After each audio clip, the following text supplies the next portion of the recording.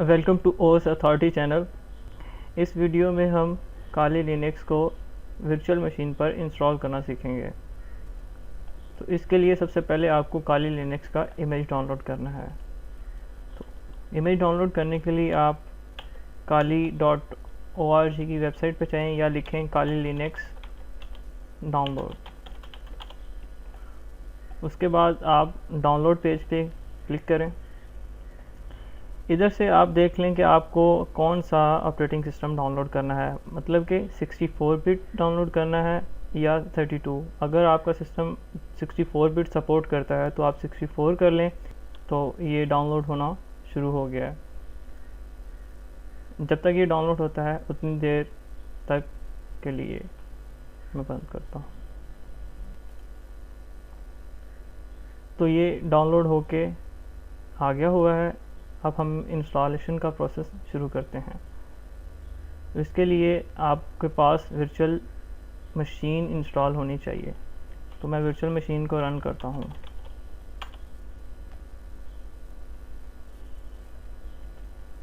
Create new virtual machine पर click करें।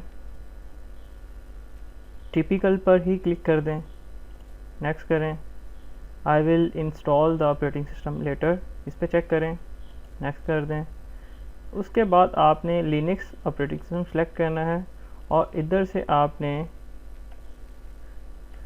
Debian 8 और अगर आपने 32 बिट डाउनलोड किया है तो 32 बिट मतलब 8x सेलेक्ट कर लें। और अगर आपने 64 बिट डाउनलोड किया है तो आप 8x 64 बिट डाउनलोड मतलब उस पर क्लिक कर दें।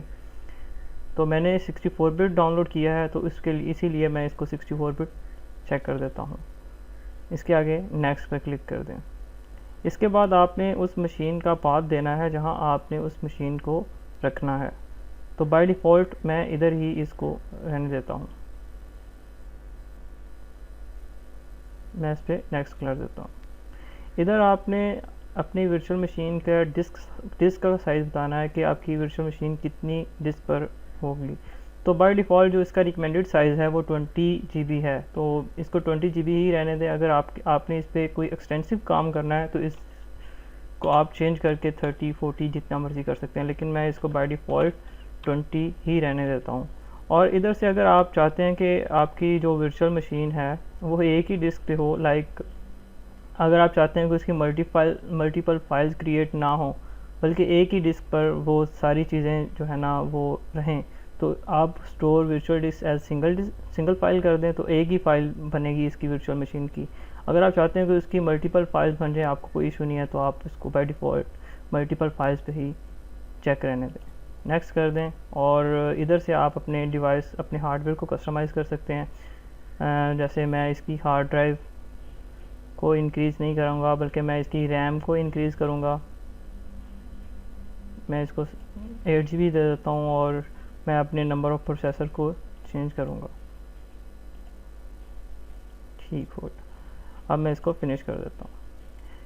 अब आपने करना ये है कि आपने इधर से CD रोम या DVD रोम को सिलेक्ट करना है। इधर आपने यूज़ ISO इमेज इसको फाइल का पाथ देना है। तो ये मैंने अपना रखा हुआ था वर्चुअल मशीन में और इसके अंदर मैंने वर्चुअल मशीन और ये काली लिनक्स की ISO पड़ी हुई है मेरे पास, तो इसका मैं पाथ दे देता हूँ इसको और फिर मैं इसको ओके कर देता हूँ। इसके बाद आपने power on this virtual machine पे क्लिक करना है। तो ये आपसे पूछेगा कि कीबोर्ड को आपने उसकी टाइम आउट करना है या नहीं करना, तो आप इसको don't show this message again करके ओके का बटन प्रेस कर दें। इधर से आपने इंस्टॉल ग्राफिकल सेलेक्ट करना है। इधर से आपने लैंग्वेज सेलेक्ट करनी है जो कि बाय डिफ़ॉल्ट इंग्लिश ही है। जो आपकी लैंग्वेज होगी आप वो सिलेक्ट कर लें। मैं इसको इंग्लिश ही रहने देता हूँ।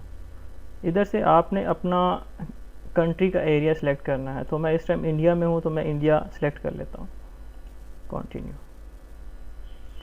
और मैं अपना की मैप जो मेरा कीबोर्ड का लेआउट है वो मैं अमेरिकन इंग्लिश ही यूज़ कर रहा हूँ, तो मुझे इसी से जो है ना मुझे टाइपिंग करना अच्छा लगता है, तो इसको मैं अमेरिकन इंग्लिश ही रहने देता हूँ।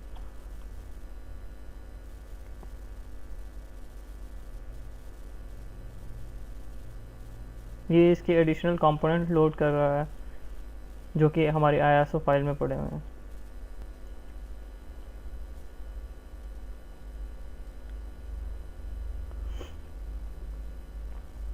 इधर आपने इसका होस्ट नेम देना है, नेटवर्क का होस्ट नेम, तो इसको मैं बाय डिफ़ॉल्ट खाली ही रहने देता हूँ और कंटिन्यू पे क्लिक कर देता हूँ। इधर आपने अपने नेटवर्क का डोमेन नेम देना है, तो मतलब कि आप अपनी डोमेन कोई भी सिलेक्ट कर सकते हैं अगर आपके पास कोई है। तो मैं इसका जो डोमेन है, मेरे पास मेरी डोमेन है OS अथॉरिटी, तो मैं इसको osauthority.com, तो मैं इसको इसकी डोमेन दे देता हूँ, कंटिन्यू करता हूँ। इधर आपने अपनी काली लिनक्स का पासवर्ड देना है, मतलब कि आप जो काली लिनक्स इंस्टॉल कर रहे हैं जब वो ओपन होगी तो उसका लॉगिन पासवर्ड क्या होगा। तो बाय डिफ़ॉल्ट इसका पासवर्ड जो होता है वो टूर होता है, अगर आप इधर पासवर्ड नहीं सेट करते, लेकिन मैं इधर पासवर्ड सेट कर देता हूँ। तो मैं इसका पासवर्ड OS रखा है, आप अपनी मर्ज़ी से जो भी पासवर्ड रख सकते हैं, ठीक है, और कंटिन्यू पे क्लिक कर दें।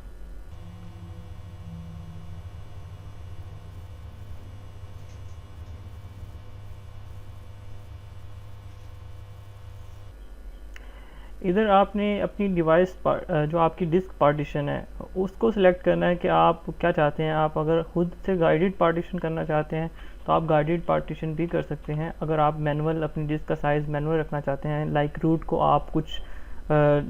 आप कुछ मेमोरी असाइन करना चाहते हैं, और जो आपका होम डायरेक्टरी है उसको कुछ ज़्यादा मेमोरी असाइन करना चाहते हैं, तो इससे आप कर सकते हैं। लेकिन मैं बाय डिफ़ॉल्ट इसको गाइडेड पार्टीशन ही करूँगा, क्योंकि गाइडेड पार्टीशन का फ़ायदा ये होता है कि इंक्रिप्शन लेवल इसका अपना होता है और बहुत ही अच्छा होता है। तो ये इसने गाइडेड पार्टीशन कर दी है, मैंने उसको 20 GB दिया था, ठीक है, लेकिन इधर इसने 21 GB जो उसका एडिशनल साइज़ बनता है 20 GB को उसने मल्टीप्लाई करके 1024 के साथ, तो वो उसने ये साइज़ निकाल के इसका साइज़ रख दिया है। तो इधर से मैं इसको कंटिन्यू कर देता हूँ।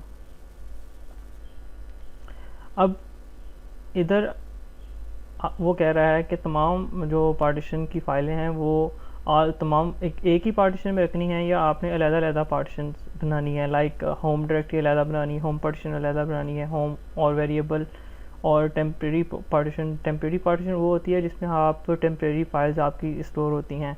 लाइक आप कोई भी अगर आपके पास कोई टार फाइल है तो आप उसको एक्सट्रैक्ट करते हैं, तो उसकी जो टेम्परेरी फाइल्स हैं वो इस टेम्परेरी पार्टीशन में स्टोर होती है।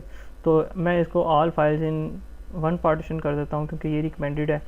तो बेसिकली आप या तो न्यू यूज़र हैं, तो इसी वजह से ये न्यू यूज़र के लिए जो होता है वो यही रिकमेंडेड होता है कि वो एक ही पार्टीशन में तमाम फाइलें पड़ी हों। तो इसको मैं कंटिन्यू कर देता हूँ। अब इधर से मैंने ये कह रहा है कि finish partition to write disk, जो मैंने सेटिंग की हैं ये सारी फिनिश कर दूं, तो मैं इसको कंटिन्यू करता हूं और इधर से मैं इसको यस कर देता हूं, क्योंकि वो कहता है कि write the disk changes on to the disk, तो मैं चेंजिंग करना चाहता हूं, कंटिन्यू।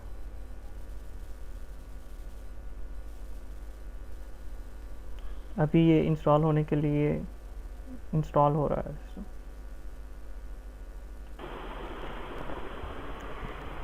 ये इधर आपसे नेटवर्क का मिरर बनाने का पूछेगा कि आपने अपने नेटवर्क का मिरर बनाना है या नहीं, तो इसके लिए आप यस ही पे क्लिक कर दें।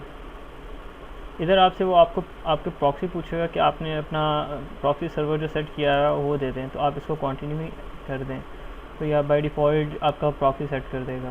बेसिकली ये प्रॉक्सी होता नहीं है, लेकिन ये ऑटोमेटिकली डिसाइड कर लेता है कि प्रॉक्सी क्या चीज़ है, मतलब आपके सिस्टम की प्रॉक्सी जो आपके नेटवर्क के साथ कॉन्फ़िगर्ड है वो क्या है। तो ये अभी कॉन्फ़िगरेशन चल रही है, जो कि आपका APT मैनेजर है, आपका लगा एप्लीकेशन मैनेजर है, ये उसकी कॉन्फ़िगरेशन कर रहा है। तो इसको होने दें, मैं इसको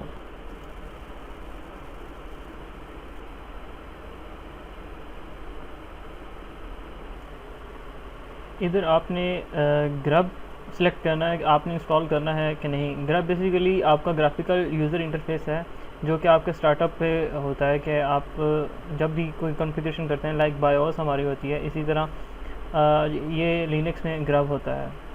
तो आप इसको इंस्टॉल कर दें येस पे, ठीक है। और इसको एक्टिव बेसिकली आपने वही डायरेक्टरी सेलेक्ट करनी है जो जिस पे आपने अपना ऑपरेटिंग सिस्टम सेलेक्ट किया हो, इंस्टॉल किया हो। तो मैंने इसको सेलेक्ट कर दिया है और ये अभी इंस्टॉल हो जाता है।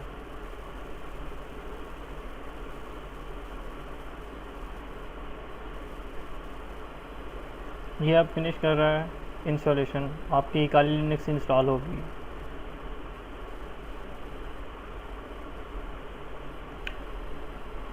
ये इंस्टॉलेशन कंप्लीट हो गई है, आप इसको कंटिन्यू कर दें, आपका सिस्टम बेसिकली रिबूट होगा या आपकी वो जो लाइव पैकेजेस उसने रन किए हैं वो रिमूव करेगा। आपकी काली लिनक्स इंस्टॉल हो गई है, इसमें आपने सेलेक्ट करना है काली लिनक्स GNU, जो कि आपने ग्रब इंस्टॉल किया हुआ था। ये बेसिकली वो चीज़ है जो आपको यूज़र इंटरफेस दे रहा है कि आपने करना अपने ऑपरेटिंग सिस्टम को किस मोड में ओपन करना है। अगर आप एडवांस में जाएंगे तो इसमें काली लिनक्स के रिकवरी मोड है और आपका जो आपने इंस्टॉल किया हुआ वो वाला मोड है, तो आप वो वाला मोड सेलेक्ट करें, वो आपका काली लिनक्स रन हो जाएगी। इधर आपने जो अपना यूज़र नेम, इसका user name by default root होता है, तो इधर रूट लिखें जो इसका यूज़र नेम है, और आपने पासवर्ड जो सिलेक्ट किया था, मैंने इसका OS पासवर्ड सिलेक्ट किया था, तो मैं इसका OS पासवर्ड इंटर करता हूँ। तो लें जी, आपकी काली लिनक्स इंस्टॉल हो गई है।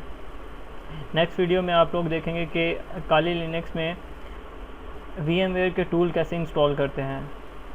उस टाइम के लिए मुझे दें इजाज़त, और ये मेरी पहली वीडियो थी।